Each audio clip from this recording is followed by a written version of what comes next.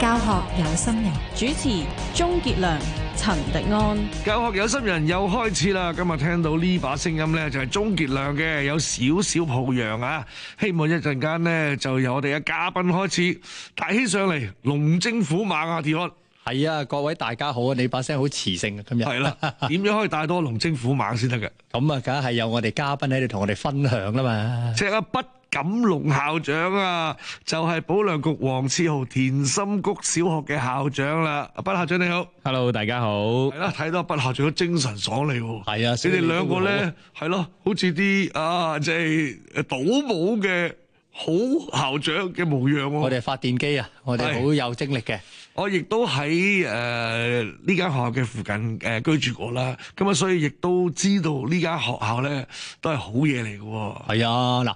呢間學校咧，我唔知大家知唔知啊？不過係保良局黃志豪咧，係一間津貼嘅小學嚟嘅，係咪？咁但係咧，今日咧佢唔係一間，我自己覺得啦，佢營運啊已經係非一般津小噶啦。嗱，呢個要小心啲㗎嚇，因為較早之前咧，我哋曾經做過幾集節目咧，咁喺個我哋有啲傳聞啊，就喺《星島日報》出翻嘅。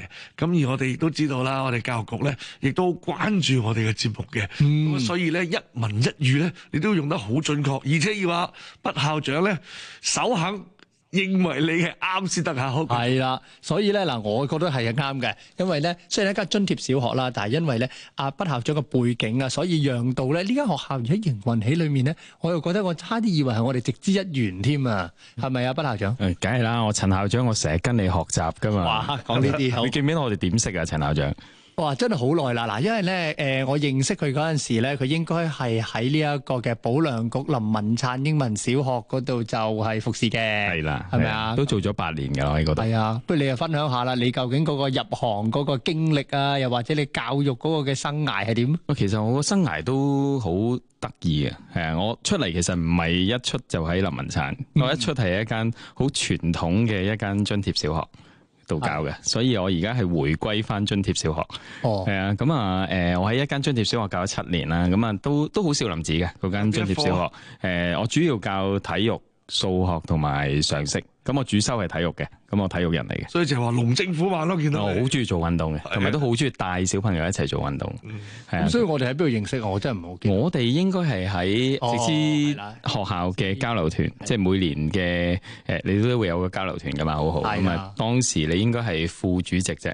咁而家梗係大家都知啦，做咗好多年直資議會嘅主席啦，咁啊帶領住我哋直資成長啦。當時因為任期嘅關係咧，仲有幾日啫，係咪啊？我就要卸任啦咁樣樣。好啦，講翻先，畢校長啊，你頭先話開始咧，你係喺呢一個嘅津貼學校轉到去直資，再到津貼學校嚇。係。其實點解要走嚟走去啦？因為好多老師咧，譬如可能我哋教學啦，特別係可能老一輩嗰啲嘅老師咧，佢哋可能都係教一間學校就教到退休咁滯噶啦嚇。咁但係你又唔止轉學校喎，你淨係轉埋呢個學校嘅資助模式嘅學校都有喎。點解咧？因為我自己咧就係一個好中意學嘢嘅人嚟嘅，即係我又唔係好介意做，即係辛苦係冇所謂嘅。咁喺一間我好感謝第一間學校，即係俾到一個好好嘅平台，俾我好穩打穩紮地學到好多，即係學校恆常要學嘅嘢，即係點樣對學生啊，點樣去預備一啲嘢，啲細節嗰啲唔多講啦，即係總之好穩打穩紮。咁啊，跟住之後咧就有個機會就認識咗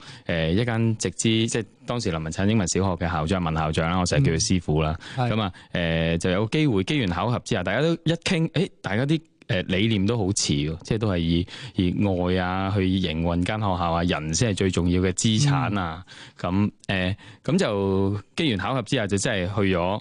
即係跳出一個 comfort zone 啊！當時真係即係做咗一間7年嘅津貼學校，跟住就跳出一個 comfort zone，就去到一間直資學校，就真係冇理過嗰啲所謂大家好仰慕嘅一啲 perm 位啊、公積金啊咁就跳咗出嚟，咁就哇去到咧，直情係兩眼發光嘅。我係因為無論資源上面啦，即係彈性上面啦，即係我係一個都好難用個框去框死嘅一個人，即係我係一個好肯守規矩，不過守規矩裡面咧，我又會睇下點樣。我唔係特登去破壞規矩，而喺個規矩上面遊走，令到間學校或者學生佢哋嘅叫做得益咧係最大嘅。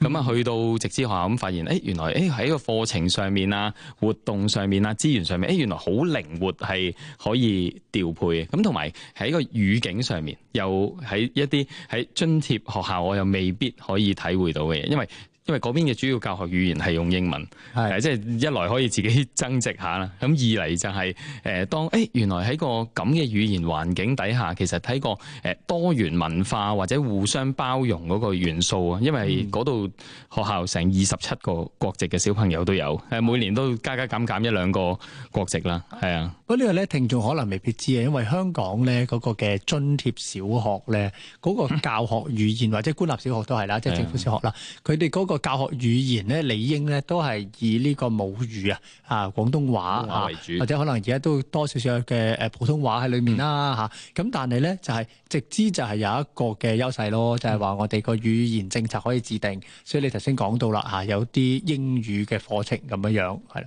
咁但係如果聽到你咁樣講咯，自由度咁大啦，點解又翻去一個籠裏邊咧？係啦，我又係想問呢個問題。咁喺嗰邊都叫做都工作好順利嘅，咁亦多謝呢個保良局都提拔啦，咁就輾轉間都好快就已經成為咗副校長啦喺嗰邊，咁就都做咗2年副校長，咁啱得咁巧又有個機會咧，就保良局就招聘新一年嘅校長，咁將自己嘅一啲可能教學理念啊，又或者自己對小朋友，又或者未來對於教育嘅一啲發展，咁喺面試嘅過程裏面咧，又得到啲校監啊，或者係保良局上面嘅一啲持份者嘅都欣賞，咁就都叫做俾咗間學校我嘗試去管理咯。咁所以就喺6年前噶啦，其實眨眼今年第6年做校長。6年噶啦，6年噶啦，眨眼。即係疫情前啦。2020啱啱疫情開始嘅時候，咁就去咗保良局黃朝田心谷小學度做校長。我哋嘗試下梁哥，我哋嘗試下，我哋好似做緊呢一個嘅校董會先嚇，我哋訪問下呢個校長。喂，你有咩嘅教育理念啊？你點樣幫我哋黃志豪做得好咧？記唔記得頭先我話我同阿文校長咧，即係傾嘅時候已經一拍即合。我哋好重視人呢一樣嘢，即係我自己好早已經睇到，就係即係未來10年、20年好，咁就係一個好 AI 啊，或者機械。我嗰陣時唔用 AI 呢個字啦，即係近幾年先用 AI 呢個字嘅啫。咁啊，嗰陣時係講緊機械人嘅年代，即係好多嘢都會自動化，或者係有好多工作都會俾機械人取代。咁喺嗰陣時，我哋已經講㗎啦，即係我哋點樣令到小朋友未來唔俾機械人取代咧，係好緊要一個議題嚟。即係點樣唔俾去取代咧？因為當全部嘢都好叻㗎，你冇可能係諗嘢快得過機械人㗎啦。即係到時所有嘢，因為佢係用緊大數據啊嘛，全部數字教育啊嘛，而家講緊。咁嗰陣時冇數字教育呢個字啊，咁啊大家都係淨係講緊快同埋電腦 IT，即係用呢幾個字啦。即係當時就用呢幾個字啦，即係好 IT 化嘅一個年代啦，樣樣嘢都自動啦。咁但係正正就係當佢咁自動咁快嘅時候，你小朋友冇可能快過去嘅，即係將來嘅成人啦，叫做即係將來嘅員工，你冇可能快過去。咁老闆中意啲乜嘢咧？就係一啲我諗係有愛又或者機械人取代唔到嘅，即係我哋成日都話情感，佢哋一定係取代唔到。係咪啊？而家得㗎，有啲嘅年輕人咧，攞住嗰啲 AI 嗰啲平台咧，就同佢談戀愛㗎。所以之後咪出事啦，係咪？所以你唔好跌入呢啲假情假意嘅陷阱。你都冇信，我哋會拉翻你出嚟啊，陳校長。多謝你。咁跟住點咧？嗱，你就講到啦，你係做重視人啦。咁邊一間學校唔重視人啊？係咪？嗱，重視人啦，咁啊，希望即係將學校裏面，因為你想學生點，其實你個團隊就需要點，咁所以你要先維繫到成個團隊，因為人先係成間學校最重要嘅資產，所以你要令到成間學校感染到呢，即係唔能夠快嘅，你唔會一行落去好重視人啊，全部人都會跟你，唔係，即係你反而係要慢慢潛移默化，係令到同事們係能夠行你嗰個發展方向，認同呢一樣嘢，咁佢哋認同，佢哋感受到你對佢哋嘅重視，佢哋就自然對學生重視，就唔係淨係使用學生，又或者去死操爛練啊學生啫。喂，學生只係我哋操出嚟升中派位成績好或者TSA 成績好嘅一啲工具。即係我唔夠膽講啲學校係咁啊。不過如果一間學校太着重呢一樣嘢或者操練嘅時候咧，好耐之前我哋已經講咗啦，即係好容易就將學生咪變成一個機械人啦，異化咗啦。咁啊 Dion 你又問阿畢錦龍呢個問題啊，咁我又回覆翻去你去英華書院嘅時候啦，我就做校董會啦。咁啊 Dion 你又點樣令到我哋學校繼續前進？我就當時嘅回應咧，就差唔多有啲咁嘅問題啊，真係嚇校董。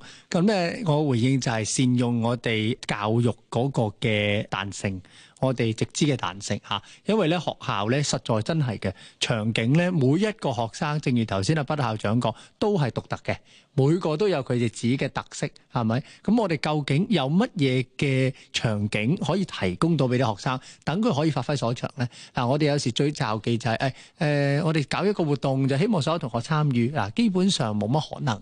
就算係參與，都因為佢要 take attendance 先至參與嘅啫。但係佢係咪真係真心或者係咪幫到佢咧？反而我會覺得多元係好重要。所以如果能夠做得到，提供多啲嘅學習機會俾啲學生咁咧嗰啲學生咧就會咧有機會喺裏面揾到自己嘅興趣，跟住之後就發展所長唔係話淨係讀書以外都有，係嘛？係啦，咁啊早前我都記得同阿 Dion 都傾過呢啲課題嘅。有陣時，譬如喺名校當中，即係出名嘅學校，更加要背負一啲基本嘅歷史一啲抱負啊。譬如好似保良局黃志豪田心谷小學咁樣啦，會唔會有陣時你去到啦，咁嗰個風氣，你係想改變多啲，係令到自己嘅特色出嚟啊？定係可能要保持住佢嘅基本盤先，咁啊慢慢做上去咧。嗱，呢個就係正我所講嘅啦。頭先第一樣我覆我校董會嘅時候就係第一樣我係重視人啦。第二樣正就係頭先阿 Dion 所講，其實每個小朋友都會有佢嘅一啲長處，有啲強項。咁所以我係必須要透過同時係俾一個好好嘅平台佢哋。咁個平台點樣嚟呢？就係要相信每個小朋友有佢嘅特質，我哋肯嘗試俾佢去。大家一齊幫佢去發掘，俾佢去試。咁所以我哋去到嘅時候咧，因為咁啱撞正係疫情。咁疫情其實我嗰陣時已經同同事講，我哋係一個好好嘅機會，去有啲嘢未必咁強嘅時候可以重新洗牌。咁我哋學校咧歷史遺留落嚟咧就係我哋嘅 IT 係好強嘅，好好。前任校長楊校長咧，佢帶咗一個好好嘅，唔單止係基建，而且喺個運算思維上面，我哋喺學界上面係都好出名。係啊，咁所以我哋係要先保住呢一個強項先，即係大家所有老師要繼續保住呢一樣嘢，要大家一齊繼續進修啊，繼續加強啊，令到小朋友可以繼續喺呢一方面接軌，因為未來都係好需要嘅運算思維，係解難啊嘛。我哋希望每個小朋友都解到難。第二樣咧就係因為疫情之後，其實每間學校可能啲運動項目啊、音樂項目其實全部都停練㗎啦。咁呢個正就係一個好嘅契機，去發展我哋多元呢一個平台。咁所以去到咧除咗一啲建設啊，除咗一啲原有嘅強項之後咧，我哋學校最先發展就係我哋多元。咁我哋就會先行咗體育同埋音樂兩樣。啱晒你咯，體育強。係啊，本身我自己主修體育㗎嘛，咁我而家都係沙田區嘅學體會主席。係啊，咁就所以當時咧，我哋又好彩啦，我哋又有啲同事本身自己有一啲運動嘅強項，好似跳繩你哋都好厲害噶嘛？跳繩就我以前間學校厲害啲，係啦，以前間學校厲害啲。我而家呢間學校咧就有個同事佢係排球港隊嘅，咁另外仲有位女同事又係打開排球，跟住另外又有一位同事咧係閃避球嘅港隊。咁我哋就真係用住同事嘅強項、同事嘅興趣去帶動學生嘅強項同埋興趣。係啊，咁所以叫做2-3年間啦，即係下山幾千字啦。係啊，咁啊完咗個疫情咧，其實我哋好快就將個排球隊同埋閃避球隊就叫做打起咗啦。咁我哋疫情後叫做隔咗1年，咁我哋喺前年咧應該咁講，已經攞咗沙田區男女子總冠軍。係啊。哇！男女子都係你攞埋，係啊，男女子總冠軍。咁跟住代表沙田區出去打全港賽，咁當然都侵埋其他學校一齊玩嘅。咁我哋都代表沙田區就攞咗全港第3，男女子都係第3。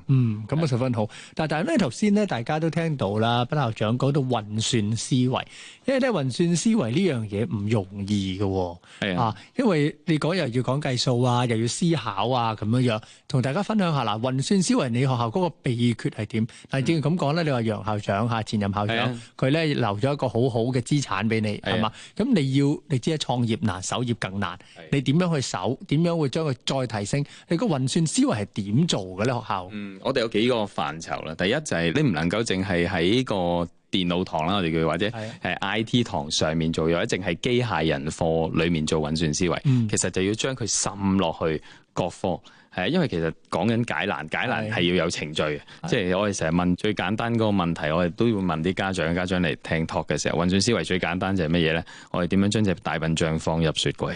係啊。咁就係開道門啦，黑仔嘅大笨象落去，閂翻道門就已經完成咗呢樣嘢啦。咁啊好啦，咁跟住就第二個問題咧，就係點樣將隻長頸鹿擺落去啊嘛。咁跟住中間嘅過程就係佢要諗得到，就係拎翻隻大笨象出嚟先。即係有好多就係有重複，就係打開道門擠隻長頸鹿落去，就 skip 咗攞大笨象出嚟嘅過程。咁呢個其實講少就好似用個 IQ 題嚟講輕鬆少少。咁但係其實喺課堂裏面就要佢有一個思考方式。第一樣就係佢要肯 try and error，trial and error 係好緊要，即係佢一定要夠膽試啊！小朋友，我哋咁係咪即係意思就係你哋現在嘅課程啦嚇，無論邊一科都好，都會即係叫做融入咗呢一類咁樣嘅思考嘅模式，即係成日都要去 question，又或者叫學生要諗嚇，去學問啊嘛，即係去學識點樣問問題。係啊，問問題係好重要嘅。咁但係點樣？譬如好似普通話科咁先算啦，係咪嗱？大家都有教普通話。頭先你講啊，如果你話運算思維，你數學啊、常識啊，就算嚟緊而家嗰啲嘅科學科啊，咁大家梗係覺得相對容易啲啦，因為本身嗰啲嘅題目就係咁。但係人文科目咧，或者啲文學科目咧，難啲嘅。咁譬如普通話科，你係點樣處理？嚟緊嗰啲人文科又點處理咧？代入啦。係啊，即係譬如人文科，咁佢裏面可能會有一啲歷史嘅時序，即係你或者係一啲歷史嘅事件啦。咁有時候我哋其實都係會帶領佢哋落翻去。若然你係邊位，即係你係秦始皇。咁如果你係當時你做皇帝啦，你要去統一所有嘅嘢嘅時候，可能你會唔會學佢咁做咧？又或者你會有冇得更好嘅方法去，例如統一貨幣，你會唔會俾佢有更好嘅方法去統一貨幣咧？咁即係呢個例子嚟啫，係即係咁樣咯。係啊，即係你意思就係咧，我簡單啲去理解啦，即係基本上就係有一啲唔同嘅題目嘅場景，等學生去諗多啲。就即係好似咁講，你剛才講到有啲歷史場景，過往我哋可能讀歷史咧，尤其細個讀歷史都係死記硬背啫嘛，係咪啊？咁啊，而家就唔係啦，即係你會用個思考嘅模式，等佢諗多啲，等佢記得好啲。其實6年前同6年後去推呢樣嘢咧，其實已經有唔同。因為6年前嘅時候 AI 冇咁叻，係啊，6年前嘅時候都好多時都係要靠佢自己，真係要揾資料，都係要上網打個資料。但係而家 AI 好多時你用個電話或者個 iPad，即係問一個問題，又或者打啲 keywords，其實所有嘢其實佢已經出晒嚟。咁所以跟住落嚟要做嗰樣 step 去培養佢哋運算思維係咩咧？唔可以依賴 AI。但係你要善用 AI，即係早兩日我睇咗篇報道啦，就係講緊有個學者都係分享就係，即係你未來係唔係教佢哋唔好點用 AI，係教佢點樣擁抱 AI，但係你要不能夠依賴佢，而要懂得點樣駕馭到佢。係啊，我哋都係咁樣同家長教。係啊，你點樣善用？即係譬如6年前可能教你運算思維，頭先所講嗰啲。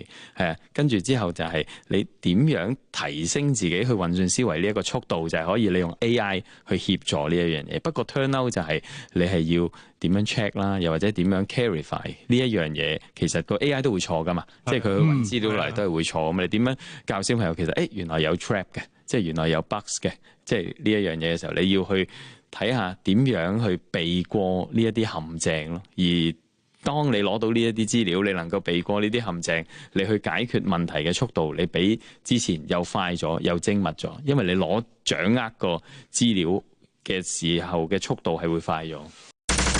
教學有心人，主持鍾傑良、陳迪安。繼續我哋教學有心人咯，迪安。今日咧就請嚟你老友啊，就有保良局黃志豪田心谷小學校長畢錦龍啊。頭先咧就喺閒談嘅時候咧，畢校長咧都話：哇，你起清晒佢個底喎，連好似咧即係最近有啲咩活動咧，你都掌握晒喎。哎呀，又唔可以咁講。不過咧，我知道咧近期都有啲報章嘅報導啊，係咪啊？講到咧，黃志豪都有幾好嘅多元化嘅活動俾學生。即係點解我哋記得啱啱開始我哋呢個節目講，我哋嗰個係非一般嘅學校，非一般意思咧，佢唔係一個好似我哋一般成日覺得嘅津貼小學咁，佢係我覺得係直資化咗嘅嚇。就咩意思咧？即係話佢有好多嘅多元嘅活動，亦都有好多創新嘅意念喺裏面嘅。嗱，正如講一講啦，好似話啲學生都好多呢啲海外交流團嘅機會。係啦，又要阿畢校長認唔認同先？係啦，直資化。因為我驚住你要答覆啊！嗱，即係作為一個咧以前嘅直資學校副校長咧，咁你話我去一間新學校，完全冇將直資嘅概念帶過去間新學校咧，咁啊完全係假嘅，係一定係有，因為我就係認同直資嘅一啲元素，亦都唔係唔認同津校。不過如果將兩者一啲譬如行政上面係好有系統嘅一個津貼學校，同一啲可能有彈性嘅，頭先我話好有彈性嘅一啲元素，如果我擺到落去咧，大家可以 merge 埋一齊咧，就對學生或者甚至乎對家長係咯，即係總之喺個框架裏面就被容許彈嘅，即係無論你用直資化又好，又有其他嘅名詞都好，即係最緊要係對學生好。係啊，咁我哋其實就都好着重將個國際課程就本地化。咁其中一樣我哋好鼓勵就係佢哋要出海外交流。即係除咗你知我哋而家尊重國家，我哋好多時我哋都會帶小朋友返國內交流嘅。係啊，咁即係除咗國內裡面嘅交流之外咧，我哋係好支持咧。咁我哋都要帶佢放眼世界。即係除咗背靠祖國之外，我哋都要帶佢放眼世界。我哋節目經常都提及嘅。咁所以唔同嘅主題，我哋都會有揀選唔同嘅地方去咯。係啊，大家都知嘅。而家學校搞呢個境外遊學團咧，或者研學團乜都好啦，都係一啲基本㗎啦，係咪？但係最緊要係點解要出團先？係啊，嗱呢個緊要。因為唔係好似我哋舊時去乜乜旅行社咁，但係我哋一齊上個車度，係咪去而去上個車度唱歌仔嗰啲啊嘛？嗱，你講下先，你去分享下你去內地嘅。內地去過啲咩團？點解要揀嗰啲地方？我哋有幾個嗱。以上年為例啦，咁我哋首先有一團咧，因為我哋都話練排球都練得唔錯嘅，我哋有一團翻國內就係打排球，係啊，翻去打排球，咁就去咗間姊妹學校嗰度，就做咗5日嘅一個排球訓練同埋交流。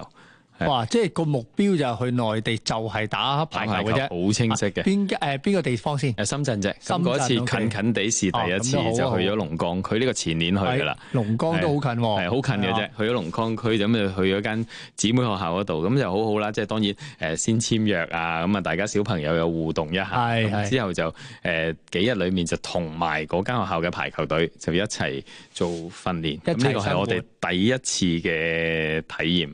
學生有咩嘅反應咧？當然係好amazing 嘅，佢哋會覺得即係因為個訓練方法同香港就完全刻苦啲㗎嘛，喺嗰邊嘅訓練方法。啲器材都真係有時會比較先進，唔好話先進啦，即係可能係比較充足啲嘅喎。充足同埋仔細啲，即係有啲嘢即係可能會分開，譬如你練緊邊樣專項，咁可能嗰樣嘢就係為嗰個專項而設，即係譬如可能排球 set 波咁就升球，咁可能有一啲器材咁。但係我呢個我記得啦，因為咧我早前先同啲同事討論下啊，我成日見到有啲咧專業排球訓練啊，就咧有一啲嗰啲係殺球嘅，即係咧你一殺完個球之後咧，另外個波咧就會自己跌落嚟，又等你夾住佢，等你又再跳起再殺，咁你就唔使咧就下下揾人同你 set 啦，又有 set 波又有殺波，係啦，咁啊變咗就可以練習，係啊，咁即係呢一個就係其中一個啦嚇，除咗你話呢一個嘅內地，我哋去深圳做呢個之外，仲有啲乜嘢嘅地方你覺得比較特別？你哋有嘅新加落去。係啊，咁我哋5年班咧就全級就去咗西安就做專題研習。係啊，咁你知而家同根同心每一年都有好多政府資助啦。咁啊，小朋友呢個真係要讚嘅，即係要讚政府就係即係有一個都咁嘅資源去俾咗學校，咁學校咧即係可能有啲學校就係可能挑選啲30-40個嘅精英同學仔去，咁我哋都有呢類型嘅團嘅。不過我哋上年度開始咧，我哋就希望咧每一年嘅5年班都可以全級去到一笪地方。哇！全級嗱，我即刻家長好大挑戰，我即刻家長上身先。畢校長小5啊，呈分試啊，你帶我個仔去西安。係啊，嗱，我絕對收到同樣嘅問題。不過我哋其實家長咧5年班其實不嬲，佢哋都已經有個打咗底有個預備嘅啦。因為我哋5年班每年咧，其實都已經要去一個5年班全級去嘅營。OK， 係啊，嗰個叫領袖訓練營。係啊，領袖訓練營就要唔係個個做全部人嘅領袖。我哋成日話我哋好緊要，我哋WCH 個 C 咧 Charisma 就係要有領袖嘅魅力，係要佢哋咧能夠做到自己嘅領袖，最起碼係啊，咁就有個領袖訓練營。咁所以咧，佢哋喺個領袖訓練營之前，我哋就安排咗一個全級一個去西安啦。咁啊有做專題研習嘅，咁就唔係淨係為咗去訓練佢做領袖啦。呢一個就除咗一啲自律自理啊，咁又會將相關嘅課題佢哋學過嘅嘢就擺翻落去呈現翻喺佢面前，例如兵馬俑啊，即係佢係嗰邊一啲歷史嘅唔同嘅遺跡啊，咁都古都啊咁樣樣佢哋去睇咯。咁啊跟住之後，其實一個好大挑戰啊！你全級你諗下。全部同學啦，即係你話學校冇曳曳地嘅同學仔係假嘅，即係去到啊，即係都有好多事件，即係都啲老師要幫手一齊處理。不過共同其實都係一個成長。其實聽眾可能都知嘅，因為咧大學生咧就帶1-2個小朋友，你話出團啦，去外地啊，去內地啊，就可能聽落好簡單啦。但係你諗下帶全級100零人一齊去咧，嗰個話浩浩蕩蕩、震震撼撼。我哋成日講小學啊，我哋成日話咧係最執得到最多係咩？趕鴨仔咁樣。係啦，趕鴨仔。但係咧，佢次次一沖完涼咧，我哋就同佢執放好多衫褲鞋襪㗎啦。呢個又漏咗條褲仔，嗰個又漏咗條襪仔咁樣樣。小學係好多呢啲，不過正正又係咁先至可以鍛鍊到佢嗰個自立、自理嘅能力啊嘛。係啊，所以我哋會即係除咗全級5年班咧，喺同一個 trip 咧，我哋會拔少少尖。即係嗱，我哋學校好着重咧，就係即係而家成日話照顧學習多樣性啊嘛，即係已經唔用照顧個別差異啦嘛，用照顧學習多樣性。嗱，我哋相信每個小朋友都係資優，咁所以我哋揀咗啲咧特別自理能力好，又或者未來學校嘅一啲領袖，4年班我哋就俾佢跟呢個 trip。哇！大概就揀咗8至10個呢啲同學仔，咁佢就變咗一個佢唔會做到5年班嘅領袖住噶啦。不過佢去到咧就叫做掹車邊，同埋啲5年班嘅同學仔一齊去，就俾佢哋有一個預先嘅體驗。因為呢個咩概念咧？呢個就係我覺得即係其實同一啲拔尖。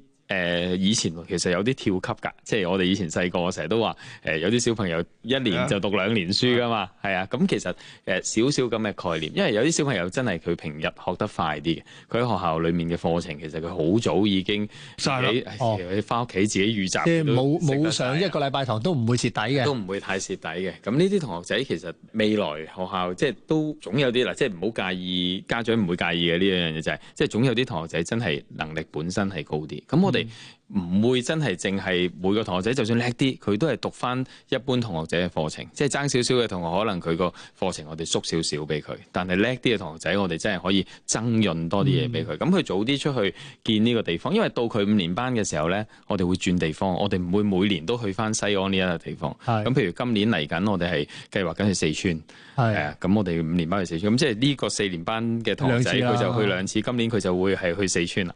咁可能我又會有幾個4年班嘅同學仔，今年又會跟咗去四川呢個團，到佢下年5年班，佢又涉獵到第二個地方。頭先你講到咧，呢個帶團咧，帶小朋友咧，總會有一啲你估唔到嘅嘢發生嘅。呢一個咧，真係好考有時啲老師啊，帶團嘅團隊嗰個嘅應變能力。我正就係想講，你好似發生咗啲事喎喺澳洲。有咩事？係咪啊？澳洲呢個嘅宿營。袋鼠要揾 host family 嗰度啊？係啊，嗱，我哋咧犀利喺澳洲真係好玩啊！係啊，我哋學校有咩咁好玩咧？我哋今年咧除咗就帶咗佢去全級去西安之外咧。我哋上年6月咧就帶咗佢哋全級就去澳洲，咁就去除咗學英文咧，就佢哋住宿咧就唔係住酒店噶啦，冇得嘆世界噶啦，就去 host family。去 host family 咧就好玩啦，咁因為佢係大挑戰啦，因為我哋有我聯校搞咗2間小學一齊同另外一間保良局學校一齊去，咁就總共就40個同學仔，即係話佢哋會去咗大概20個家庭啦。通常我哋唔會俾佢單獨去跟一個家庭嘅，咁通常就2個同學仔到就跟一個家庭。咁你知啦，有啲嘢叫有比較有傷害，有啲香港都係咁啦，有啲家庭就大啲啦，食啲嘢就好啲啦。咁有啲就去啲唔同文化、唔同種族嘅家庭嗰度食啦。咁再加埋而家咩盛行咧？電話溝通網絡盛行啊嘛！嗱，以前我哋細個去交流團，即係去到家長就可以好放心噶啦，亦都可以好唔放心，因為冇電話溝通到。而家有部電話，可以話家長可以好放心，但係亦都可以更擔心，因為小朋友隨時就可以拎到部電話出嚟，就已經講到俾家長知做啲乜嘢。即係話俾爸爸媽媽聽，我唔夠食啊！係啊，嗱，唔夠食，即係呢個就係戲肉啊！中間都有啲事發生咗，即係因為有啲同學仔可能去到一啲家庭，即係佢唔習慣啦，係啦，唔習慣啦，即係食嘅嘢冇隔離嗰個同學仔咁，有啲鋸緊扒，咁有啲可能真係食緊齋，因為嗰個家庭咁啱嗰一日要齋戒，嗱咁就食齋咁啊，所以同家長又投訴，係啊咁樣樣。咁但係如果老師點樣居中去幫手咧？譬如你40個學生去20個家庭啦，咁啲老師使唔使要？會一般喺翻老師住嘅酒店附近嘅，所以老師係其實任重道校長都有去嘅，係啊，咁啊大家24小時有按 call，有啲咩事咧就去幫手，有咩事就去翻嗰個家庭度幫手。咁其中有一個都情況都再特別啲嘅，嚴峻啲嘅，好似要調 host family 啊，係咪啊？因為去到咧嗰個家庭咧就任何地方都唔俾佢哋掂或者去，即係最尾咧，連最基本嘅要求咧，就喺屋企同佢影相都唔得，即係因為嗰啲家庭咧，其實有好多時佢哋都會做開嘅。咁不過好多譬如有啲小朋友去到，佢又未必夠膽出聲。咁啊咁啱咧，呢一個家庭咧去到嘅小朋友咧，咁佢哋又溝通到啦，同屋企人。咁就唔係因為家長投訴所以調嘅，咁因為係嗰個家庭個咁啱。個家長都係有啲情緒，即係有陣時呢啲人生經歷嚟嘅。咁我又覺得其實係我有樂見嘅，即係去到呢啲即係唔好俾小朋友嘅路太平坦，係啊，咁反而教佢點樣去預咗。遇到呢啲情況，我哋點樣去面對咧？又或者佢家長其實與此同時都係學習緊嘅。係咯，係啊。所以呢個點解我就話咧，有時帶團咧其實都唔容易，直情難啊。係啊，仲要有呢咁突發嘅情況嚇。我又同你分享一個啊，我聽到一個情況，哇！真係嗱，你正就係講，因為而家有電話係咪啊？有呢啲咁嘅通訊，上網好方便。而家多咗啲乜嘢啊？多咗嘅仲要有 delivery， 有呢個嘅送餐服務。有啲小朋友咧打電話同屋企人講：哎呀，我唔夠食啊，乜乜乜啊，係啊。跟住之後咧，個家長咧就幫佢嗌外賣送到酒店。我哋話咗唔準嗌嘅，學生唔準，學生我冇嗌啊，我家長嗌啫嘛。即係咁樣我聽到係啦，我哋中學嗰啲更加難過。即係我哋聽過有幾間學校個情況就係咁嘅事。唔係要淨係教導學生啊，係咪家長？係咪有時你點講？你嗌外賣通常而家都好安全㗎啦，係嘛？咁但係始終你嗌外賣送到嚟，中間要等幾耐？係咪？學生係咪即刻食完之後會有咩反應？大家都唔知係嘛？咁啊變咗咧，有時咧家長都要學習咯。係啊，規則都好緊要嘅。嗱，我哋從外翻到內啦，咁我哋成日都關心啲小朋友啲心理成長嗰方面啦。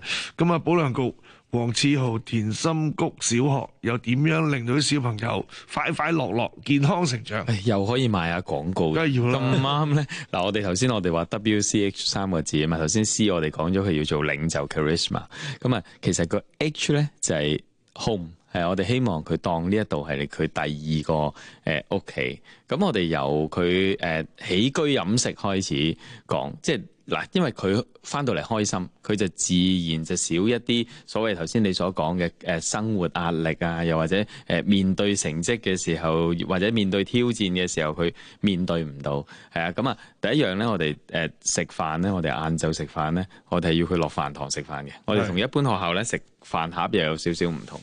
即係我哋即係集體煮飯咁。叫做集體煮飯啦，即係我哋有飯箱嘅都係，咁但係飯箱就唔係送飯盒過嚟嘅，咁就係喺飯堂就會即煮飯同埋即煮菜。哦，咁跟住啲餸咧就一袋送過嚟，就即熱，咁所以好香嘅。即係我哋好少有家長或者同學仔投訴我哋啲飯餸唔好食，咁所以我哋一定要佢有個家嘅感覺，就係佢哋要喺飯堂一齊食啦，坐滿咗8個人，一定要叫人食飯先可以開始。呢個係我成日問啲家長嘅問題嚟嘅，即係翻到屋企。你有冇叫佢？呢家就少啲啦，因為早晨早唞咧，係啊，3個人㗎嘛，都要嗌人食飯。即係我就係叫，即係要家長翻到去配合，使唔使大家分筷子啊？屋企未必訓練到，但喺學校咧就應該要即係尊重下團隊咯。係啊，呢個都啱嘅，因為有時我哋帶交流團咧去到外邊咧坐低食圍餐，哇！有時人都未等齊就已經開食啦，係咪啊？同埋咧真係有時小朋友要教導啦，呢個我即係撇開學校咁講，我自己都屋企教小朋友都係咁。有時小朋友咧中意食嘅咧就係咁食。啱嘛？咁咪有時有啲嘅食物係件頭嚟㗎嘛，一次要夾4件。係啦，咁樣咧，或者 encore 幾次係嘛？咁呢個咧都係對呢個小朋友咧慢慢成長都係一個唔好嘅，所以要教導。啱啊！第二樣就係我哋會推正向教育。咁啊，即係你都明啦，即係而家都頭先你問低你個問題就係見到即係社會越嚟越多都啲唔開心嘅事件去發生，咁我哋都好希望透過正向嘅，即係唔特別深入去講啦。不過我哋即係你見到我哋啲紀念品上面咧都有隻公仔嘅，咁嗰隻公仔咧就叫刺猬寶寶。咁我哋就食咗少少字，係啦。咁我哋叫刺豪啊嘛，咁啊刺豪嘅刺豪寶寶啦，智慧個慧，咁啊賜予大家智慧嘅一隻寶寶。咁呢隻寶寶咧就由我哋一個舊生去幫我哋設計嘅，咁啊亦都化身咗落去24個性格強項，就擺翻落去，即係俾小朋友明白咧，就係每一個人你都會有自己性格強項，即係大家都有你叻嘅地方，你要識得去欣賞自己，識得去欣賞人，即係唔好睇小自己嘅同時，更加唔可以睇小人。呢個刺猬寶寶咧就可以形容下俾大家聽啊。其實係一隻刺猬啦，係咪啊？咁亦都係卡通版啦。佢咧係身穿咗超人嘅衫褲。呢兩隻特別版嚟。係啊，有特別版嘅嚇，即係有個戴住個頭帶嘅，寫住 PLKWCH，即係保良局黃刺豪咁樣樣嚇，都幾 energetic 啊！好一睇落去就知道咧，佢哋係好正向啊。係啊，胸口個花係代表咩咧？呢個係純粹係裝飾，即係扮超人。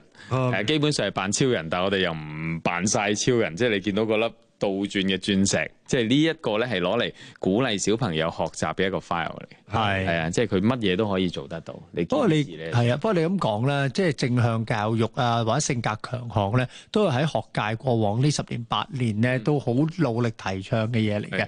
咁啊，最主要都係希望咧，學生咧其實即係諗嘢咧，就其實有多方面、多角度、多方向咁樣樣。咁呢個同你個課程有冇關係咧？我聽講你學校係咪有同 IB 嘅一啲嘅課程嘅理念啊，又有啲相近嘅咧？係啊，因為我哋好着重俾佢去體驗，即係包括其實你而家講緊，即係連小學都話要推生涯規劃噶嘛。係啊，咁啊，我哋每年咧都會有幾日咧，我哋叫做百年樹人。咁而家我哋就轉咗就叫生涯規劃啦。咁就係俾佢幾日裏面咧，就體驗到未來佢10幾年要經歷嘅事情。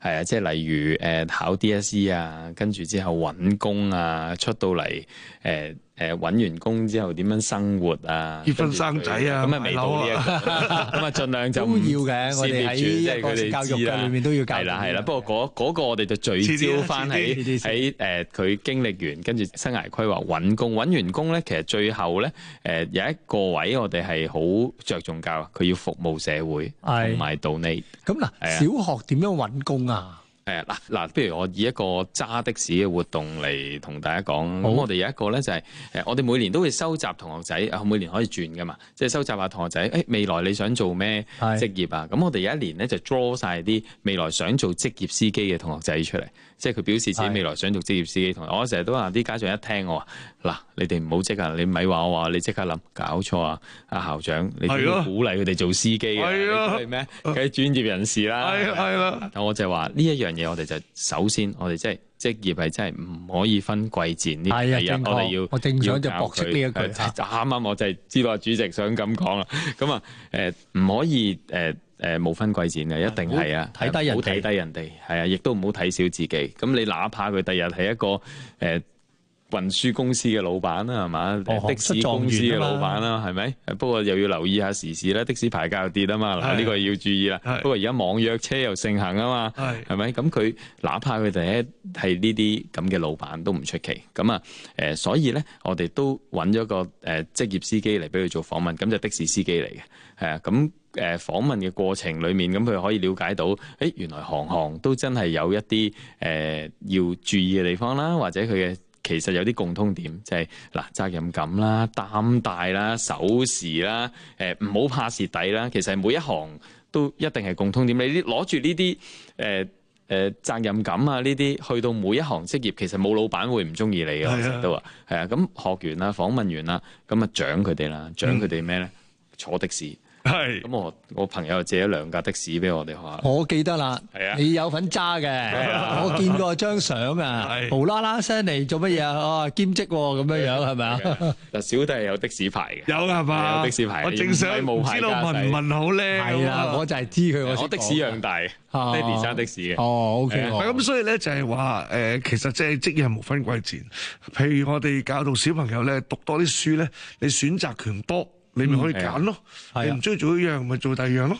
但係如果你讀書唔叻，咁啊選擇權利就少咗啲啦。係啊，所以頭先話 IB 嗰樣嘢，咁其實就係俾佢體驗，俾佢係即係有啲嘢唔係喺書本裡面去睇翻嚟，佢一定要發掘出嚟，要去經歷。咁呢啲就係俾佢早啲去經歷，你見到個司機，見到原來校長都可以去揸車。係啊，原來呢啲就係佢哋未來要有嘅一啲特質咯，咁咪早啲俾佢哋經歷體驗咯。咦，即係有機會要同阿畢錦龍咧傾下，我哋都要考翻幾個牌喎。係啊，因為我仲有大巴牌㗎。就係咯，去借車先借車。但係一中意嗰啲人咧，就考好多種。係啊，我係草貨櫃都貨櫃車嗰啲考。呢個我未有，拖頭未有嘅，拖頭未有。就係咯。今日咧就多謝晒保良局黃志豪田心谷小學校長畢錦龍啦。咁啊有機會再傾過。係好開心，多謝晒。係，拜拜。